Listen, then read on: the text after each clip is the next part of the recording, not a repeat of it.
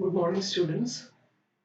Today we will discuss the life and career of William Butler Yeats, W.B. Yeats. In the last class, we discussed T.S. Eliot. Today we move to W.B. Yeats, William Butler Yeats. William Butler Yeats, 1865 to 1939. So he is an Irish poet and one of the foremost figures of 20th century literature. He was a pillar of the Irish literary establishment and he helped to found the theatre known as Abbey Theatre. And in his later years, he served two terms as a senator of the Irish Free State. And he was the driving force behind what is known as Irish literary revival, along with Lady Gregory, Edward Martin, and others. In 1923, he was awarded Nobel Prize in Literature. A little bit about his early life. He was born in Sandymount, which is in Ireland, and was educated there and later in London. He spent his childhood holidays in County Sligo and he started studying poetry from an early age onwards, and he was so fascinated by Irish legends and occult mysticism, etc., which was visible. Sorry,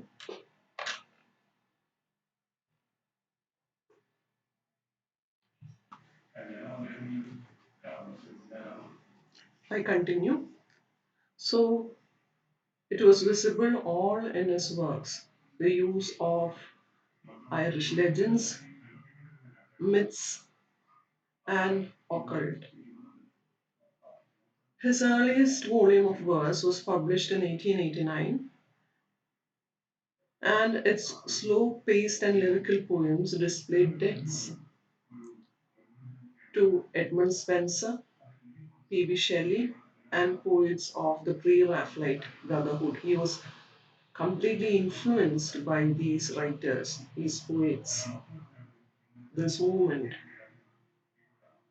And from 1900 onwards, his poetry grew more physical and more realistic. Talking about Irish National Theatre Society, Yeats did much to advance the art and culture of Ireland, and that is when he co founded Irish National Theatre Society, and he opened the Abbey Theatre, which became the National Theatre of Ireland. He also founded Cola Press, which was a publishing company, along with his sister, and he printed works of many Irish luminaries such as Lady Gregory, John Millington Synge, J.M. Synge, and Yeats himself. It is said that Yeats, his press, and his theatre sparked what is known as Irish literary revival, which was a call for more homegrown literature. So, this is Irish literary revival. It may come as a short note. It is also called as Irish Literary Renaissance and it is nicknamed, please remember, Celtic Twilight. These are the other names, Irish Literary Renaissance or Celtic Twilight. So it was an unfolding of Irish literary talent in the late 19th and early 20th century. It was closely allied with a strong political nationalism and a revival of Ireland's ancient, that is Gaelic, literary heritage. And this revival was inspired by the nationalistic pride of the Gaelic revival and by the Gaelic League, which was formed in 1893 to revive the Irish language and culture. And this movement developed into a vigorous literary force centered on the poet and playwright W.B. Yeats.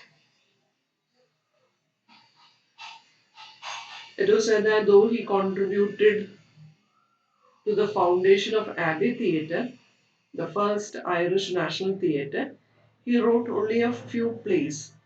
It was his friend, Lady Gregory, who took a leading part in Abbey's management and wrote many plays.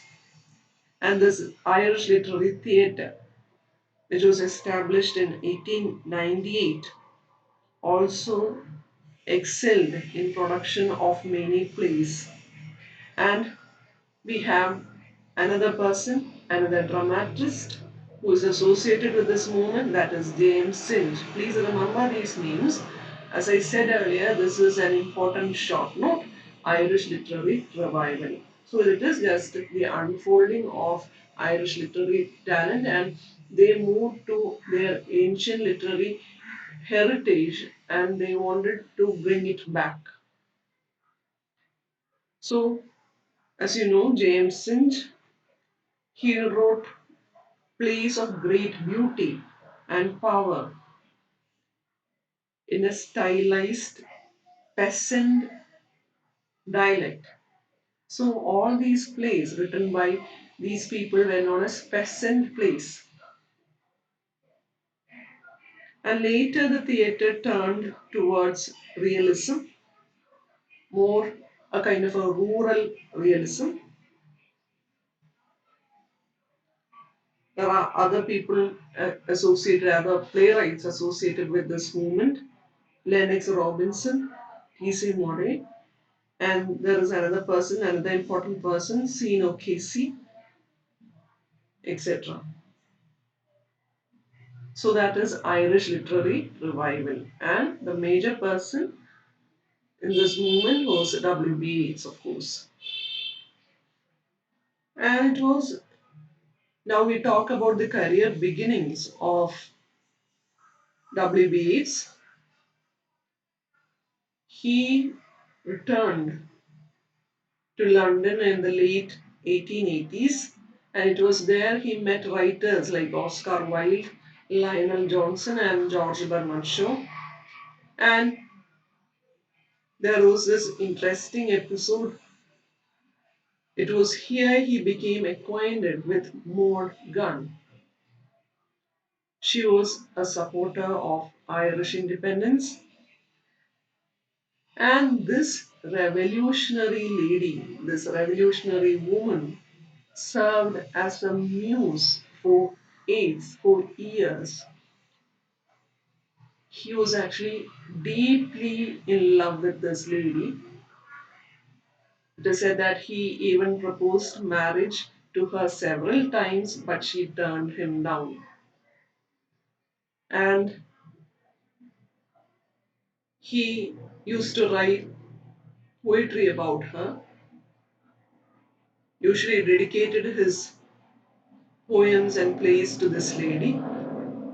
It was in 1892 a drama came, The Countess Kathleen, which was dedicated to Morgan. He wrote the most beautiful poems. I would like to quote from this poem, He Wishes for the Clothes of Heaven, in which he talks to this woman. And I think these two lines are the most beautiful lines in English literature. I have spread my dreams under your feet. Tread softly, because you tread on my dreams. It's so beautiful. But she never returned the love to W.B. Yeats. She married another person, but he continued to love her. So please remember these lines, the most beautiful lines. I have spread my dreams under your feet. Tread softly, because you tread on my dreams. So that's the relationship between W.B. Yeats and Morgan. And around 1890s, he founded another poetry club, which is titled Rhymers Club, with Ernest Rice. He also joined the Order of the Golden Dawn, an organization which explored topics related to the occult and mysticism. While he was fascinated with other worldly elements, his interest in Ireland, especially its folk tales, it actually fueled much of his output. There is his title work from this collection, The Wanderings of Oisin and Other Poems, 1889, which was written in 1889, which draws the story of a mythic Irish hero.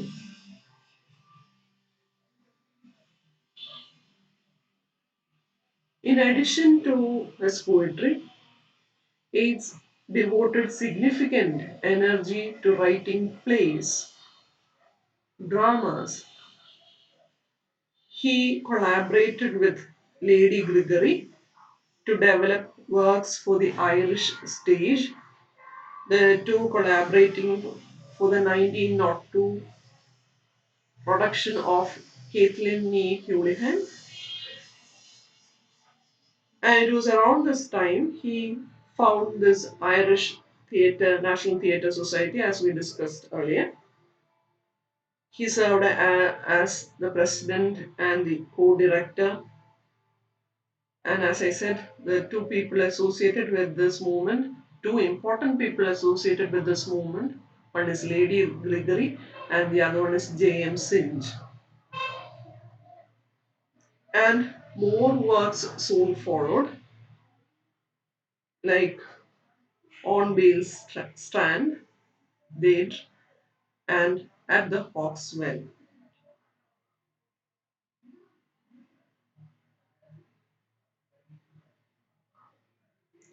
And his other works include, it is said that he continued to write until his death, and his other works, other important works include Wild Swans at Pool, A Vision, The Tower, Words for Music perhaps, and other poems.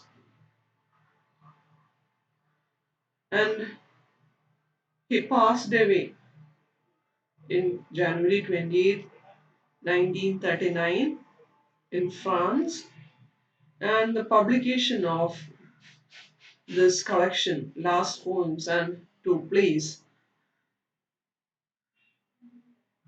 came shortly after his death, which actually cemented his legacy as a leading poet and playwright. And according to this official Nobel Prize website, Yeats was selected for Nobel Prize for Literature for his always inspired poetry, which in a highly artistic form gives expression to the spirit of a whole nation.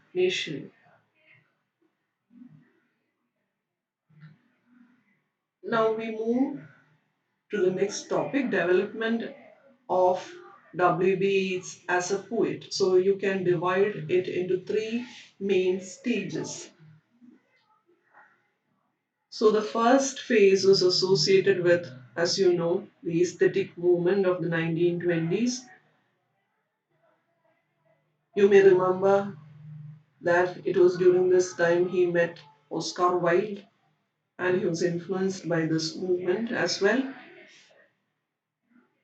So he was associated with aesthetic movement of the 1920 and the Celtic Twilight, that is Irish literary revival, and is characterized by a self-conscious romanticism. And the poetry of this period is based on Irish myth, folklore, and has a mystical, dreamlike quality to it. Yeats at that time wanted his poetry to be seen as a contribution to a rejuvenated Irish culture, but he also wanted it to have a distinctive stamp, and the structure and the imagery of many of these poems have considerable clarity and control. And he also had this habit of regularly revising his poems. It was his method to sharpen the language. It was an attempt to clarify the imagery. A key early poem is The Lake Isle of Industry, which is a poem of idealistic escape, which actually dates from its stay in London in 1890. These are the lines: I will arise and go now, and go to in street, and a small cabin built there, of clay and wattles made. So it talks about an idealistic escape. And the second main phase of Yeats' poetic career was dominated by his commitment to Irish nationalism, and it was Irish nationalism which first sent Yeats in search of a consistently simpler, popular, and more accessible style. And it was during this period he became more and more involved in public nationalist issues. So the poetry during this period became more public and concerned with the politics of the modern Irish state.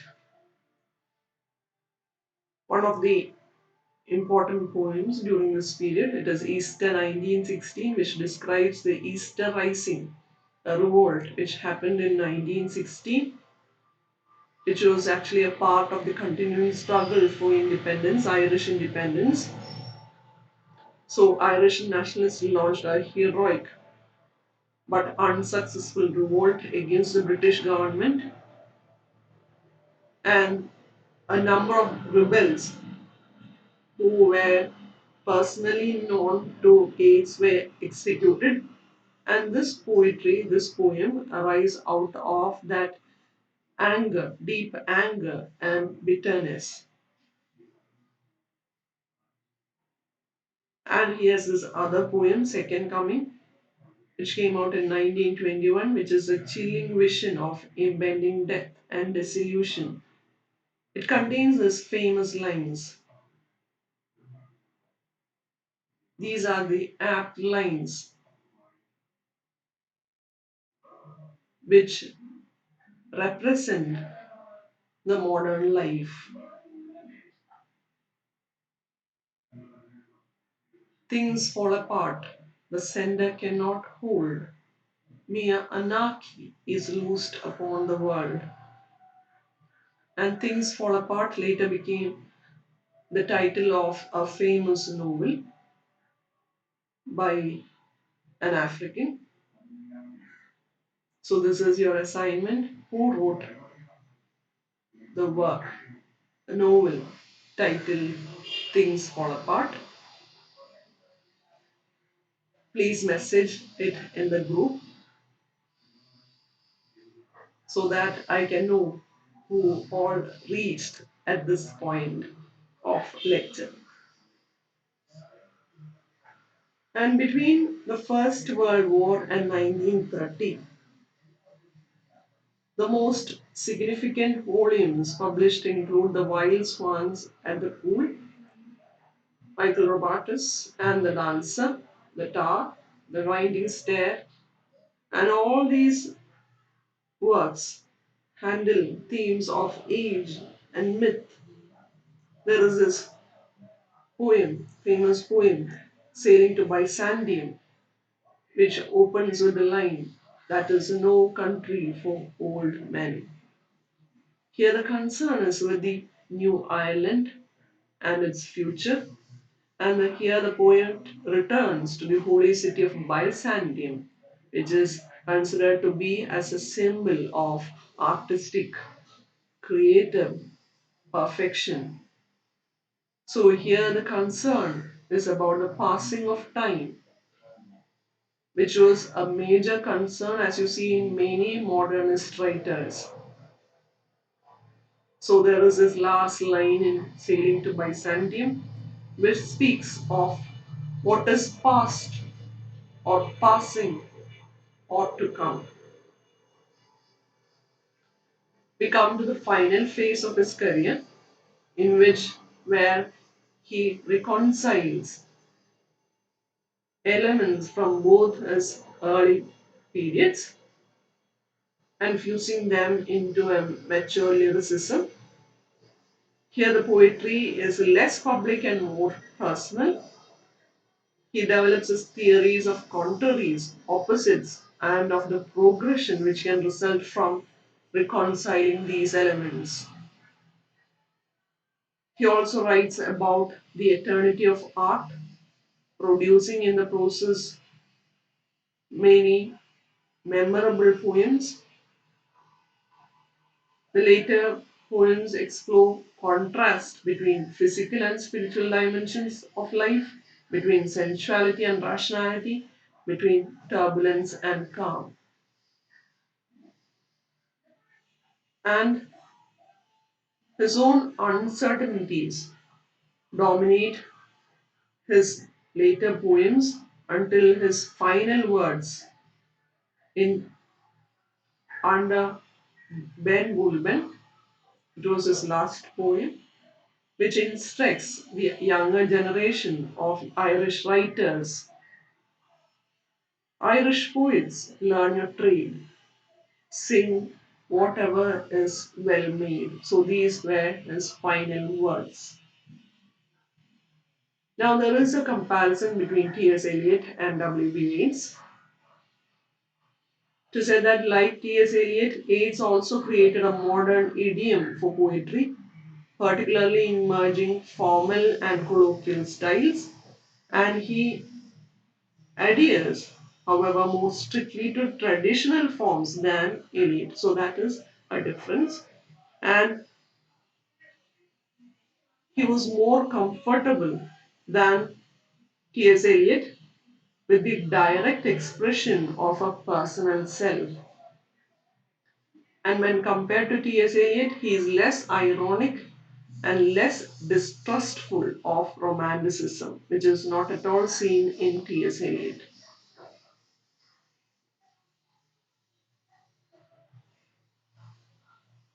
And he is also less willing than Eliot to embrace a single religious vision. So that's all about W.B. Yeats. Please make note out of this PPT. And I said earlier, Irish Literary Revival will come as a short note. Please prepare note for that too. So thank you girls. Have a nice day.